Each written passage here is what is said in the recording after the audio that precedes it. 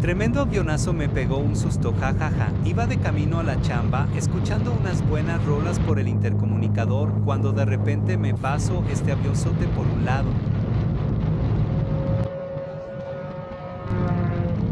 En la toma no se mira, pero creo que hasta brinque del susto, jajajaja. Trate de ir más rápido y poderlo grabar, pero mi avión no podría con ese tremendo bombardero.